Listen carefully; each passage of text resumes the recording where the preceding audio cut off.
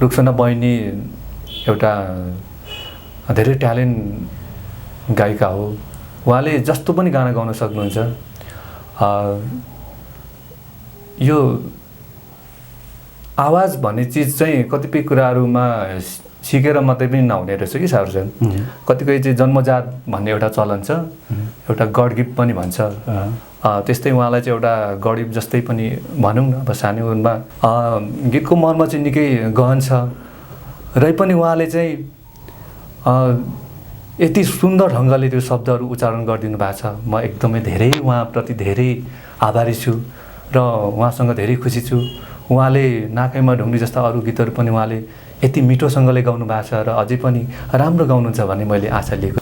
नाकैमा ढुङ्ग्री बुलाकी झपक लायो कि चौबन्दी चोली पटुकी कम्मरमै बाँध्यो कि चौबन्दी चोली पटुकी कम्मरमै बाँध्यो कि ए हो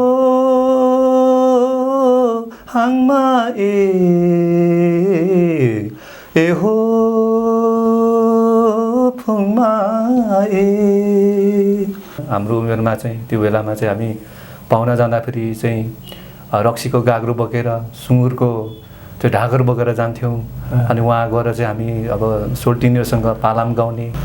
तिमीलाई रोजे विश्वास गरे मुटु झिकेर तिमीलाई सोम्पिदिए भत्कारिदियो बिगारिदियो यही शोकले आज मरोगी भए निष्ठुरीलाई माया गरे निष्ठुरीलाई माया गरे आफूलाई रोगी बनाए। पाथिभरा च्यानल। नमस्कार, म शम्भु राई। तपाईहरु अहिले हेर्दै हुनुहुन्छ पाथिभरा च्यानल र यस पाथिभरा च्यानललाई लाइक र सब्स्क्राइब गरिदिनु हुन म गायक तथा संगीतकार शम्भु राई हार्दिक अनुरोध गर्दछु। दर्शकबिन नमस्कार, पाथिभरा च्यानलमा स्वागत छ। तपाईहरुको साथमा छु म सागर सुब्बा। अहिले निकै चर्चामा रहेको गीत नाकेमा ढुङ्ग्री यहाँले सुन्नु भएकै नै छ र भिडियो हेर्नु भएको छ। सो गीतलाई अहिले कि चर्चित भोइस अफ किड्सकी फाइनलिस्ट रुक्साना लिम्बुले गाउनु भएको हो। रुक्साना लिम्बुसँग सूर्य आङ्बो लिम्बुले पनि उक्त गीत गाउनु भएको छ र सोही गीतका सङ्गीतकार पनि सूर्य आङ्बो लिम्बु नै हुनुहुन्छ। आज उहाँ मेरो अतिथिको रूपमा आउनुभएको छ र आज म नाकेमा ढुङ्ग्री रुक्साना लिम्बु र उहाँको कला यात्राको बारेमा रमाइलो कुराकानी गर्नेछु। सूर्यजी, तपाईँलाई पाथिभरा च्यानलमा हार्दिक स्वागत छ। Thank you. र सम्पूर्ण पाथिभरा च्यानल हेरेर बस्नुभएका सम्पूर्ण श्रोताबिनहरूलाई म गायक तथा सङ्गीतकार सूर्य लिम्बाङको तर्फबाट न्यानो अभिवादन तथा सेवा नमस्कार। अनि आराम हुनुहुन्छ, व्यस्त हुनुहुन्छ? आराम छ सर। अनि जस्तो अहिले तपाईँको आवाज र आइरहेकी भाइरल गायिका, धेरै दर्शक श्रोताले मन पराउनु भयो कि सानी गायिका रुक्साना लिम्बुको आवाजमा नाकामा ढुङ्ग्री बोलको गीत अहिले चर्चामा छ होइन, युट्युबमा आइसकेको छ। यो गीत हेर्ने श्रोता दर्शकहरूबाट के कस्तो सल्लाह सुझाव प्रतिक्रियाहरू पाइराख्नु भएको छ? सर्वप्रथम त यो गीत आजभन्दा 1 वर्ष अगाडि मैले बनाएर तयार गरेको गीत हो। पछि भोइस अफ किडमा हाम्रो रुक्साना बहिनी आउनुभयो र रुक्साना बहिनीको धेरै प्रतिभाले मलाई मन छोएर यो गीत उहाँलाई मैले दिएँ र उहाँसँगै हामीले यो गीत गायौँ। र गीत गाइसकेपछि हामीले दर्शक श्रोताहरूको प्रतिक्रिया सुन्दा मलाई धेरै खुसी लागेको छ र सबैजनाले मन पराइदिनु भएको छ। र यो गीतमा शब्द पनि मैले आफै तयार गरेको हो र यसमा चाहिँ शब्दहरूले पनि धेरै गहन कुराहरू नै बोल्नु खोजेको छ र सङ्गीत पनि राम्रो भएको छ र एरेन्ज पनि राम्रो भएको छ र सम्पूर्ण श्रोताबिनहरूले चाहिँ हाम्रो तीनटै पक्षलाई राम्रो मानिरहनु भएको छ। यसमा म धेरै खुसी छु। तपाईँको शब्द सङ्गीत होइन रहेको नाकामा ढुङ्ग्री बोलको गीतमा गायिका रुक्साना लिम्बुलाई नै गाउन दिनुपर्ने कारण चाहिँ के होला? यस्तो छ सर, यो चाहिँ अब यो भोइस अफ किटमा हाम्रो रुक्साना बहिनी आउनुभयो। रुक्साना बहिनीको भोइस अफ किटको सबैभन्दा मन परेको एउटा एपिसोड चाहिँ मलाई त्यो लोकगीत गाउनुभयो, जुन उहाँले मालिङ्गो काटिनीलाई गाउँदा चाहिँ म धेरै खुसी भएको थिएँ र त्यो गीत अनि हाम्रो श्रोताबिनले पनि धेरै मन पराउनु भएको थियो।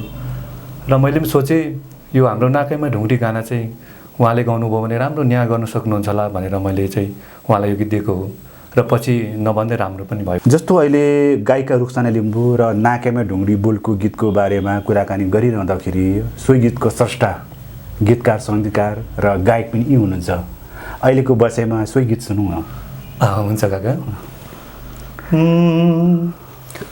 नाखैमा ढुङ्ग्री बुलाकी झपक लायो कि चौबन्दी चोली पटुकी कम्बरमै बाँध्यो कि चौबन्दी चोली पटुकी कम्बरमै बाँध्यो कि ए हो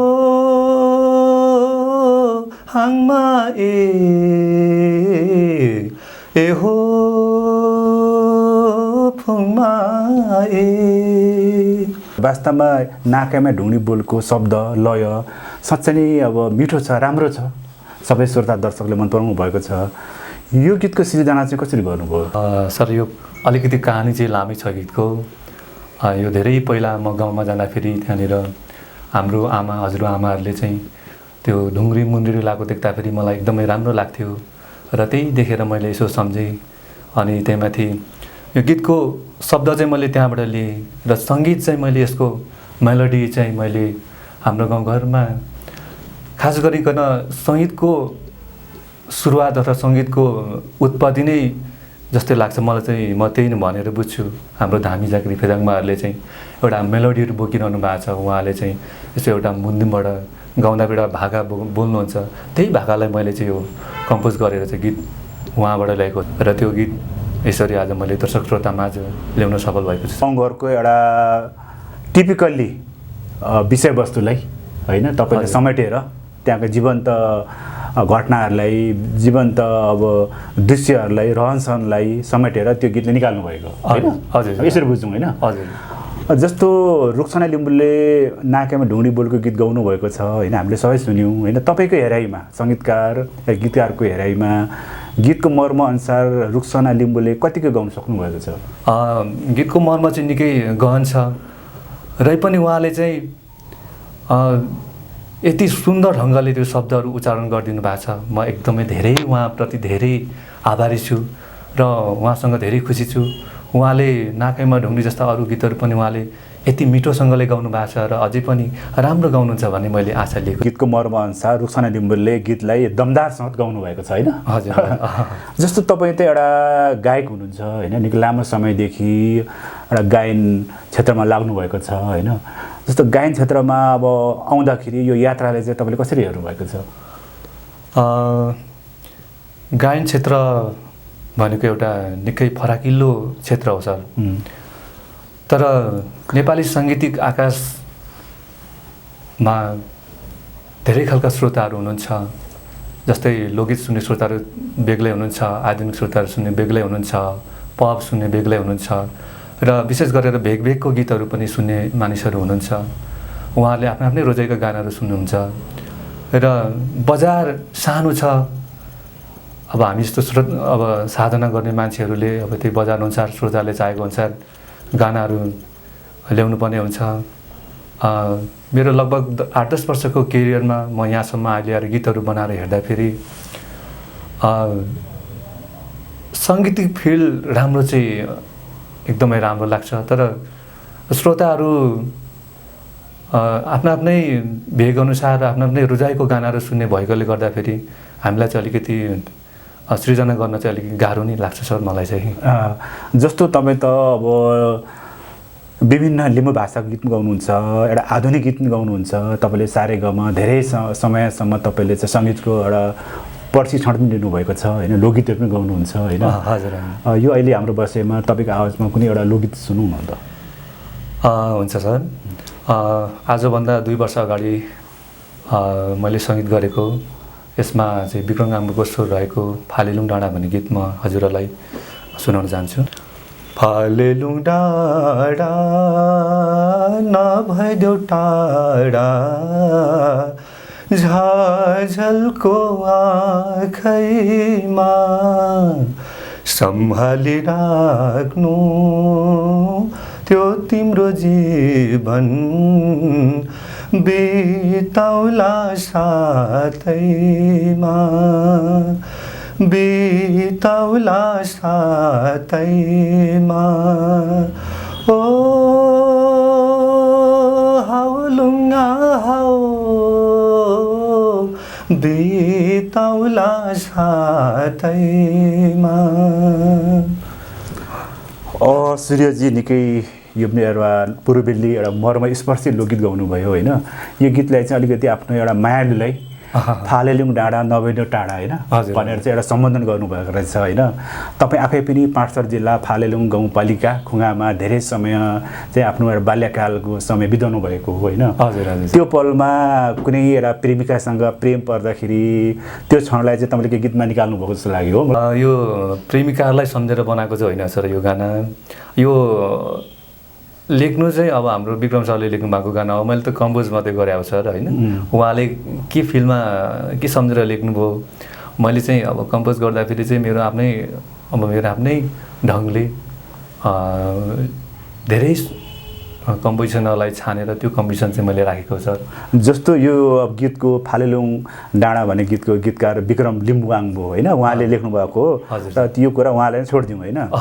तपाईँको जिन्दगीमा चाहिँ अब होइन युवतीहरूसँग होइन अब प्रेमिकाहरू सैन नलाग्ने सोल्टिनीहरूसँग चाहिँ कतिको जीवनमा चाहिँ अब प्रेम गर्नुभयो, कतिको मायाप्रीति बस्यो?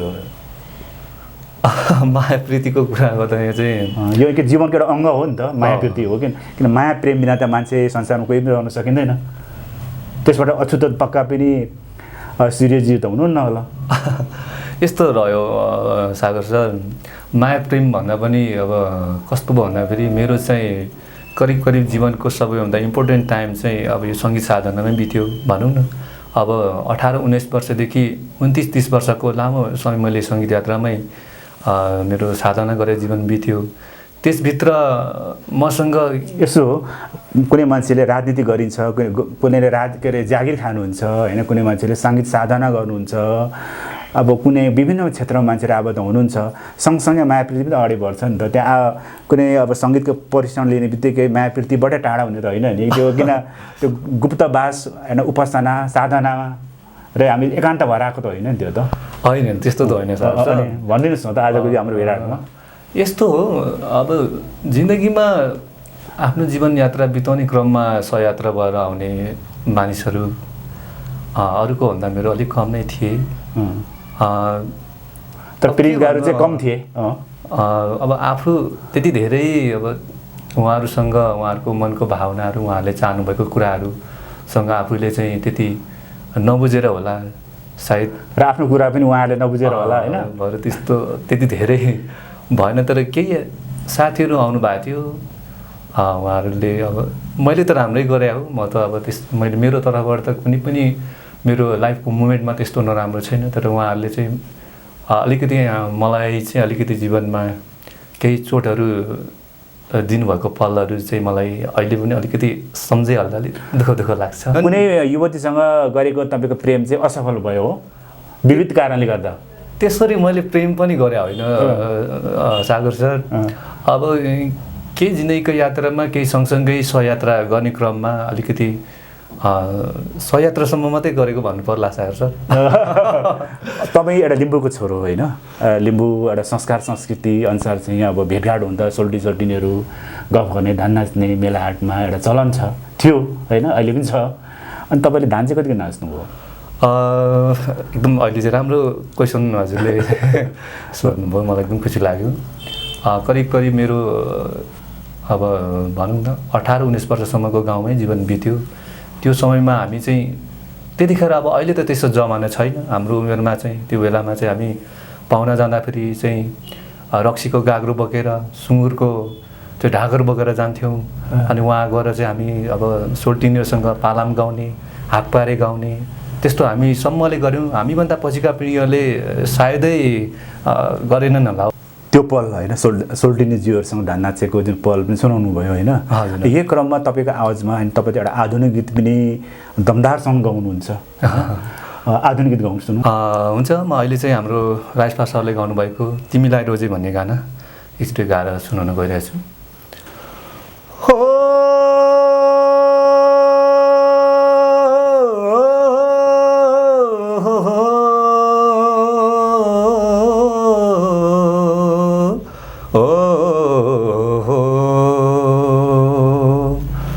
तिमीलाई रोजे विश्वास गरे मुठु झिकेर तिमीलाई सौंपिदिए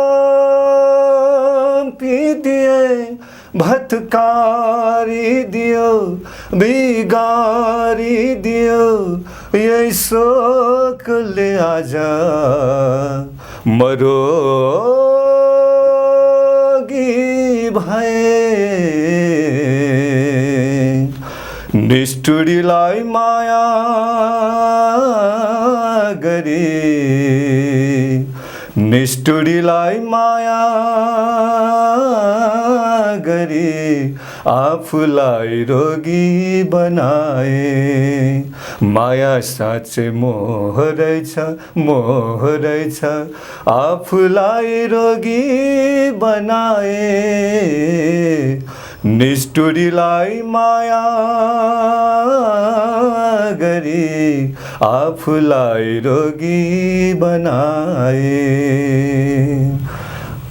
वास्तवमा सूर्यजी निकै राम्रो गीत गाउनुभयो होइन। अब तपाईँ एउटा भर्सटाइल गायकको रूपमा हेर्छु, तपाईँलाई जस्तो सुकै गीत पनि तपाईँ गाउन सक्नुहुन्छ होइन।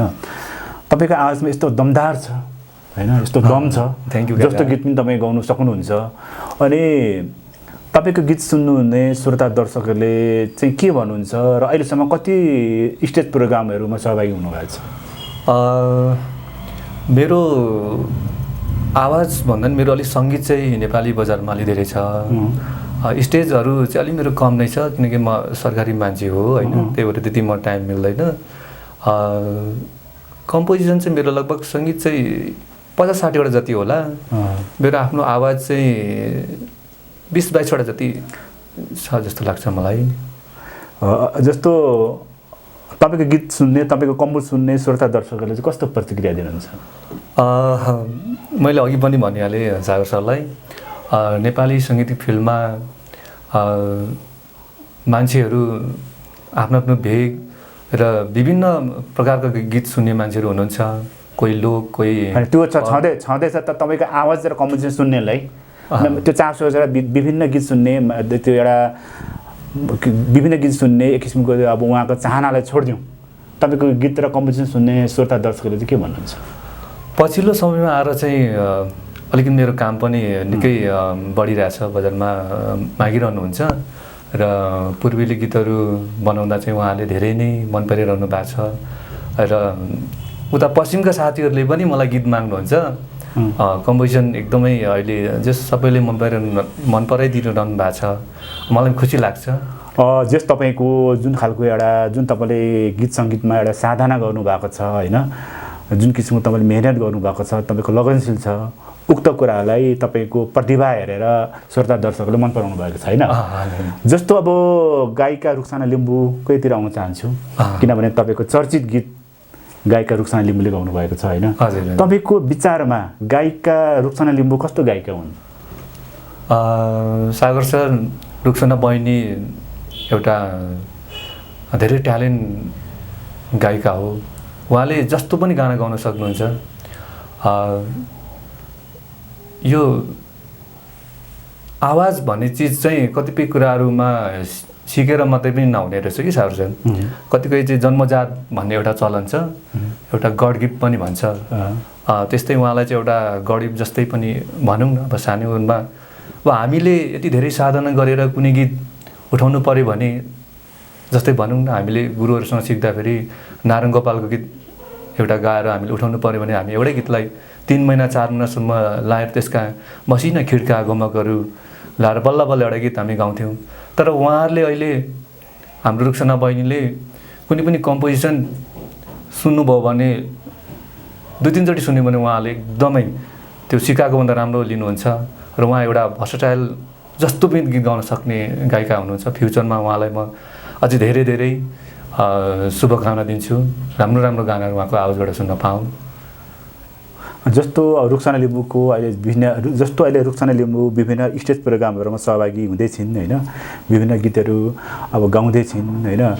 जस्तो अब उहाँको अब फ्युचर भविष्य म त शुभकामना दिनु नै भयो त उहाँको भविष्यको लागि। तर उहाँले चाहिँ अब कसरी अगाडि बढ्दा चाहिँ अझ राम्रो होला तपाईँको विचारमा? यस्तो छ सागर सर, अब उहाँले क्लास त अब कुनै न कुनै गुरुसँग क्लास त उहाँले लिनै पर्ने हुन्छ। सङ्गीतमा क्लास नलि त धेरै कुराहरू सिक्नुपर्ने कुराहरू हुन्छ। अनौपचारिक रूपमा उहाँले सङ्गीत त लिँदै हुनुहुन्छ, सङ्गीत त सिक्दै हुनुहुन्छ।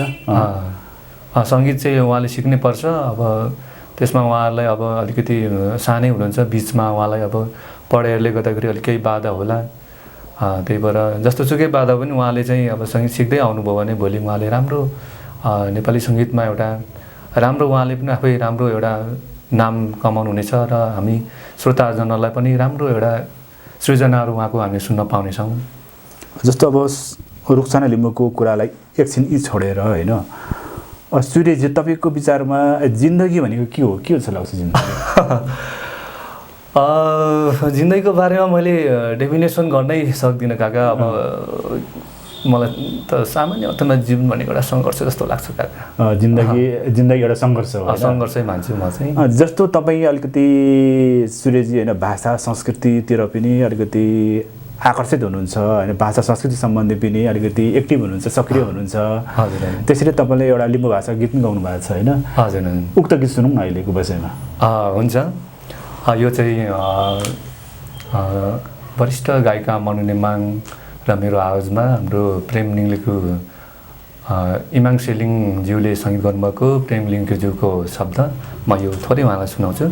युन्छो यमामो तक्कानु तक तक सिङ्काक्नु केदाई युन्छो यमामो तक्कानु तक तक सिङ्काक्नु केदाई तान्छो याङचुङो उखो सामो च्वाको नुकेवाई तान्छो याङचुङो उखो सामो च्वाको नुकेवाई आमिनामो च्वाको नुकेवाई आमिनामो च्वाको नुकेवाई। यो गीत चाहिँ वरिष्ठ गायिका मनु नेमाङ गाउनुभएको छ। मनु नेमाङ र मेरो डुएट गीत हो होइन? जस्तो तपाईँ लिम्बू भाषा पनि राम्रो बोल्नुहुन्छ है? ठिकै हो। जस्तो अहिलेको समयमा चाहिँ अहिलेको युवा पिँढीहरू भाषा संस्कृति भन्दा पनि अलिकति पश्चिमी शैलीतिर अलिक आकर्षित हुनुहुन्छ होइन? हजुर। अनि कसरी चाहिँ उहाँहरू चाहिँ लिम्बू भाषा संस्कृतितिर चाहिँ अलिकति आकर्षण गराउन सकिन्छ होला तपाईँको विचारमा? उहाँलाई आकर्षण गराउने भन्ने कुराहरू त यही नै त गीत सङ्गीतकै माध्यम हो होइन सर? पहिला त अब चाहिँ गीत सङ्गीत भनेको एउटा सूचना जस्तो हो थियो। पछि चाहिँ अहिले मनोरञ्जनको साधनहरू भयो, धेरै कुराहरू थपिँदै प्रविधि थपिँदै गएर चाहिँ अहिले यसलाई सामान्य रूपमा लिएको हो। यसमा अब यही हो, गीत सङ्गीतहरूबाट पनि हो र हामीले चाहिँ अब जानकारी पनि गराउनु पर्ने हुन्छ आफ्नो वेशभूषा आफ्नो भाषाहरूलाई अब अध्ययन पनि गराउनु पर्ने हुन्छ। मेन चाहिँ अब यही हो, गीत सङ्गीतको माध्यमबाट बढी हामीले चाहिँ उहाँहरूलाई सन्देश दिन सकिन्छ। मलाई त यस्तै लाग्छ। निकै राम्रो, निकै एउटा बौद्धिकतापूर्णले निकै एउटा तपाईँले एउटा अर्थपूर्ण सल्लाह सुझाव र आफ्नो राय राख्नुभयो। सूर्यजी तपाईँसँग यसरी बसेर कुराकानी गरिरहँदाखेरि होइन एउटा कुरा छुटाउनु मलाई मन परेन होइन? तपाईँको बुवा पूर्ण आङ्बो लिम्बू पनि गीत सङ्गीतप्रति निकै उहाँ पनि एक किसिमले चाहिँ एउटा आकर्षण भएको, गीत सङ्गीतमा एउटा लगाव भएको व्यक्ति हुनुहुन्थ्यो होइन? र आफैमा उहाँ गीत त र गाउनु भएन, तथापि उहाँ गीत सङ्गीतमा चाहिँ एउटा लगाव भएको व्यक्ति हो, गीत सङ्गीतले माया गर्नुहुन्थ्यो। र हामी झापामा हामी सानै हुँदाखेरि उहाँसँग केही वर्ष मैले पनि बिताएको छु। र उहाँले चाहिँ अब रेडियो नेपालबाट चाहिँ एउटा फार्मेसी कार्यक्रम भन्ने आउँथ्यो। त्यतिखेर चाहिँ उहाँ चाहिँ पर हप्तामा उहाँको 5-6 चोटि चाहिँ उहाँको नाम चाहिँ पास्तर खुङ्गा आलेबाट भनेर चाहिँ पूर्ण आङ्बु भीम आङ्बु भनेर केही व्यक्तिहरूको नामहरू होइन। अनि यसरी अब आफ्नो बुबा गीत सङ्गीतप्रति चाहिँ एउटा त्यत्रो लगाव राख्ने व्यक्ति, रेडियो नेपालमा त्यत्रो फार्मेसी कार्यक्रममा चाहिँ चिठी पठाएर सायद पूर्वाञ्चलबाट सायद उहाँ चाहिँ टप 10मै पर्नुहुन्थ्यो होला त्यो रेडियो नेपालको फार्मेसी कार्यक्रममा चिठी पठाउने होइन। र उहाँको छोरा चाहिँ आज आएर अहिले नेपालको चाहिँ एउटा राम्रो गायक सङ्गीतकार बन्नुभएको छ, कस्तो महसुस हुन्छ? ठिकै लाग्छ काका, एकदम खुसी लाग्छ सागर सर। मलाई पनि सानैबाट चाहिँ गीत सङ्गीतमा एकदमै रहर थियो। हामी सानो हुँदाखेरि दाउरा घाँस उकाली उराली गर्दाखेरि रुखहरूमा चढेर हामी हल्ली हल्ली त्यहाँको गाउँघरको भाकाहरू गाउँथ्यौँ र पछि त्यही रहरलाई मैले सिक्दै सिक्दै आज योसम्म आइपुगेको छु सर। धेरै खुसी लाग्छ सर। अनि बुवाले के भन्नुहुन्छ तपाईँको आवाज सुनेर, तपाईँ गीत सुनेर? बुवाहरूले पहिला म सानोमा हामी सँगसँगै काम गर्दाखेरि मैले गानाहरू गाउँदा उहाँहरू एकदमै सुनिरहनुहुन्थ्यो। सँगसँगै काम गर्दाखेरि म त्यो पूर्वेली गीतहरू गाउँदाखेरि सुनिरहनुहुन्थ्यो। आज जुन म कहिले कहिले हार्मोनियममा बस्दाखेरि उहाँहरू आउनुहुन्छ, सुनिरहनुहुन्छ, बोल्नुहुन्न, सुनिरहनुहुन्छ। उहाँहरू जस मन पराउनुहुन्छ। हामी पनि पहिला गरेको अब तिमीले गरिरहेको छौ, अझ राम्रोसँग गर भन्नुहुन्छ। खुसी लाग्छ सर। जस परिवारबाट आफ्नो एउटा गार्जनबाट राम्रै सल्लाह सुझाव पाउनु भएको छ। हजुर हजुर सर। जस्तो सूर्यजी जस्तो एउटा नेपालको कुन ठाउँको जुन ठाउँ चाहिँ तपाईँलाई चाहिँ घुम्न जानु मनपर्छ होइन, र त्यहाँ चाहिँ कसरी चाहिँ घुमाउनु लाग्नु चाहनुहुन्छ त्यो स्थानमा? मैले यसरी यो घुम्न जाने भनेर त मैले सागर सर यसरी मैले सोचेको छैन। तर रै पनि त्यसरी घुम्न भने मैले सोचेकै छैन हौ सागर सर। ठिक छ, तपाईँ एउटा नेपाल सरकारको एउटा कर्मचारी हुनुहुन्छ होइन, त्यसले गर्दा पनि होला होइन। अनि यो अब कर्मचारीको जीवन चाहिँ कस्तो हुँदो रहेछ? कर्मचारीको जीवन अब कर्म प्लस चारी दुईवटा शब्द बनेको यो शब्दभित्र अब हाम्रो जिन्दगीको करिब करिब सबैभन्दा अमूल्य समय यही हाम्रो जान्छ। म चाहिँ कर्मचारी नहुनु पर्ने मान्छे हो। अब भाइदोबी कर्मचारी भयो। अब के भन्नु, कर्मचारी सेवामा चाहिँ म सुरु हुँदादेखि चाहिँ त्यतिखेर मलाई के लाग्थ्यो भने म साथीहरूलाई भन्ने गर्थेँ मलाई चाहिँ यो कर्मचारी भएर पनि साहित्य सङ्गीत क्षेत्रमा धेरै केही गर्ने मन छ भनेर म उहाँहरूलाई चाहिँ अब नारायण गोपालहरूको गीतहरू सुनाउँथेँ। त्यतिखेर उहाँहरू मलाई लाग्छ आजकल म त्यो फिल पाउँदिनँ। त्यतिखेर मैले गीत गाउँदाखेरि हावाहरू रोकेको जस्तो लाग्थ्यो मलाई। कति कति हो हल्लाहरू चाहिँ एउटा सुनसान भएको जस्तो मलाई अनुभूति हुन्थ्यो। तर आजकल म त्यस्तो त्यति मजाले मैले फिल गर्न पाएको छैन। सायदै अब बिजी भएर होला, त्यति अब यही आफ्नो पेसाले गर्दा होला। र अहिले पनि यसैमा छु। यस्तै छ सागर सर। भने साङ्गीतिक यात्राले त्यति अनुभव गर्नु पाउनु भएको छैन, भन्नु खोज्नु भएको? होइन, अनुभव त मैले एकदमै निहालेरै गरिरहेको छु सर। तर यसलाई मैले चाहिँ अब भनौँ न अब यही सङ्गीतभित्रमा काम गर्ने चाहिँ राम्रो इन्भाइरोमेन्ट मैले चाहिँ पाएको छैन सर। भनेपछि अलिक अझ पछि अवकाश भएर चाहिँ यसमा चाहिँ अझ दत्तचित्त भएर समय निकालेर लाग्ने सोचमा हुनुहुन्छ? हजुर। एउटा पाहाडमा हुर्केको युवा एउटा होइन सूर्य आङ्बु लिम्बू, पहिला चाहिँ अब गीत सुनेर रेडियो सुनेर चाहिँ अब आफूले पनि गायक बन्ने एउटा सपना भएको व्यक्ति, अनि काठमाडौँमा सङ्घर्ष गर्दै एउटा आफू नै एउटा राम्रो सङ्गीतकार, राम्रो गायक, एउटा गीत त अब रुखसाना लिम्बूले गाउनुभएको नाकेमा ढुङ्ग्री त अब चर्चाको शिखरमै छ। कस्तो अनुभव हुन्छ यस्तो बेलामा? एकदम खुसी लाग्छ सर। अब पहिला चाहिँ गीतहरू कसरी बन्छ होला, कसरी बनाउने, सङ्गीत कसरी गर्ने जस्तो लाग्थ्यो। अब अहिले आएर आफै सङ्गीत गर्छु, आफै गीतहरू लेख्छु, एरेन्जमेन्टहरू गर्छु। खुसी लाग्छ, अब धेरै खुसी लाग्छ। यसरी आफूले बनाएको गानाहरू पनि अब यसरी सबै दर्शक श्रोताले मन पराइ हुँदा अझ धेरै खुसी लाग्दो रहेछ सर। एकदम राम्रो लाग्छ सर। जस्तो तपाईँ र गायिका रुखसाना लिम्बूले गाउनुभएको नाकैमा ढुङ्ग्री बोलको गीतको भिडियो पनि निकै राम्रो बनेको छ होइन? हजुर हजुर। भिडियो पनि आकर्षण छ, मान्छेले श्रोता दर्शकहरूले मन पराउनु भएको छ। त्यो भिडियोको बारेमा भनिदिनुहोस् न। भिडियो चाहिँ कस्तो खास गरिकन चाहिँ अब बाहिरै एकदम ठुलो पर्दामै बाहिरै फिल्ममा बनाउने भन्ने योजना थियो। फेरि ठुलो साथीभाइहरूले पर्दामा होइन भजोस् अब आउटडोर सुटिङ गर्ने योजनामा हुनुहुन्थ्यो ठुलै अब आउटडोर गर्ने योजनामा थियो। फेरि साथीभाइहरूको सजेसन उहाँहरूले के भन्नुभयो भने अब बहिनी फेरि हाम्रो रुक्सना नानी एकदम बिजीका बिजी, उहाँलाई अब समय लिनै नसकिने, धेरै समय पर्खेपछि बल्ल बल्ल मैले समय मिलाउन सफल भयो। त्यही भएर समयको अभावले गर्दाखेरि अब स्टुडियो भिडियो गरेको रही पनि धेरै राम्रो भयो सर, एकदम मलाई खुसी लाग्छ। जस्तो एउटा तपाईँहरू चाहिँ रुक्साना लिम्बू र तपाईँ चाहिँ गीतमा फिचरिङ गरेर खेल्नुभएको छ होइन? हजुर। अनि कतिखेर त कस्तो अनुभव भयो? धेरै आनन्द आयो सर, रमाइलो भयो? रमाइलो भयो। अब अनि गायिका रुक्साना लिम्बूले चाहिँ कतिको सिकाउनु पऱ्यो कल्चरल कुराहरूमा? उहाँलाई पनि त्यो तपाईँहरूको संस्कृतिमूलक गीत हो नाकेमा ढुङ्गी भनेको त होइन? हजुर हजुर। उहाँलाई अलिकति हाम्रो भाषाको कुरामा केही समस्या भएको थियो, तर त्यति धेरै परेन। उहाँले 2-3 चोटि भनेपछि बुझिहाल्नु भयो। पछि रमाइलो भयो। हामीले टेक लिँदा चाहिँ भिडियोको टेक लिँदा पनि रमाइलो भयो र भोकलको टेक लिँदा पनि रमाइलो भयो सर। एकदमै रमाइलो पल रहेछ त्यो, एकदम अविस्मरणीय पल रहेछ। सूर्यजी, अब हामी कार्यक्रमको अन्त्यतिर आइपुगेको छौँ होइन? नाकेमा ढुङ्डी बोलको गीत जस्तै अन्य गीतहरू पनि तपाईँको चर्चाको शिखरमा चुम्दै जाओस् होइन? अन्य धेरै गीतहरू पनि तपाईँको धेरै राम्रा छन् होइन? यसरी नै तपाईँ साङ्गीतिक यात्राहरू अगाडि बढ्दै जाओस्। अब कार्यक्रमको अन्त्यमा पाथिभरा च्यानल हेरिरहनु हुने दर्शकहरूलाई के भन्न चाहनुहुन्छ? सर्वप्रथम त मलाई यहाँसम्म ल्याएर चाहिँ यसरी मेरो 2 शब्द बोल्ने मौका दिनुहुने सागर सरलाई धेरै धेरै धन्यवाद र तपाईँको पाथिभरा च्यानललाई पनि धेरै धेरै धन्यवाद। र सम्पूर्ण श्रोतावृन्दमा मेरो के अनुरोध छ भने नेपाली सङ्गीतलाई मन पराइदिनुहोस् र मेरो पनि गीत सङ्गीतहरू, मेरो कम्पोजिसनहरू, मेरो शब्दहरू आउँछ, सुनिदिनु होला र कमेन्ट गरिदिनु होला भन्दै म सूर्य लिम्बू तपाईँहरूबाट बिदा हुन चाहन्छु। धन्यवाद।